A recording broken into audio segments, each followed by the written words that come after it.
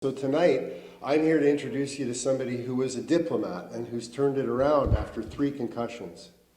An extreme athlete, you know, a couple of hits in sports, and then a car accident 3 times, boom, boom, boom in a row. I would qualify that as post-traumatic stress disorder. You can call it whatever you want.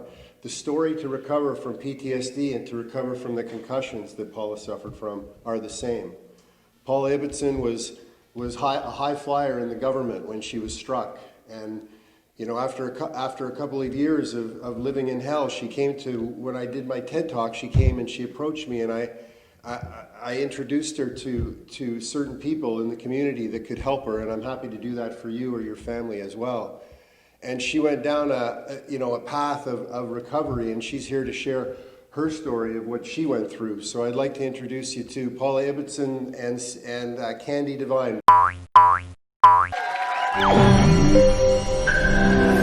I heard the softball shortstop shout, "Are you okay?" As I walloped my head. Yeah, I'm fine. Trying to shake off the gray cloud that closed in and threatened to topple me. "You're not okay," he said, coming running at me. I felt my lips go numb, but my A-type personality took over. "Do not pass out and bleed all over your colleagues." Then a wave of adrenaline hit my face, and I filled with blood. I thought I just lost my eye. My brain went into swift calculations to get me to safety fast. "You, get my towel. You, over there, health card. You're going to drive me to the hospital." I was initially diagnosed with a laceration. I told the doctor, "I'm a trainer in hockey. I'm well versed in concussion," and I certainly didn't have one. I wasn't dizzy. I hadn't passed out. The headache was more on the wound, and I assumed it was superficial. I was actually embarrassed. On the way to the x-ray, I was shaking so hard, it was hard for the intern to wheel the chair. I thought I must be cold from sitting sweaty in the air-conditioned hospital. The doctor was young and pretty, and I felt horrified that I couldn't control my vomit reflex, which was spraying her while she tried to put my eye back together. I just wanted to go home and sleep. My kids were away for the summer. A dark, quiet house was all I could muster the energy to think about. Get me out of this hospital, my thoughts cycled. My brain worked enough to do just that. It's very, very vivid up until that moment, up until I was barfing everywhere. Then it's a blur, like a bad hangover. That's a brain injury for you. So to go back a step, Doug talked a little bit about it, but in a few words, I was organized, I was busy, athletic, driven, fit, adventurous. I was a trade commissioner, a mom, partner.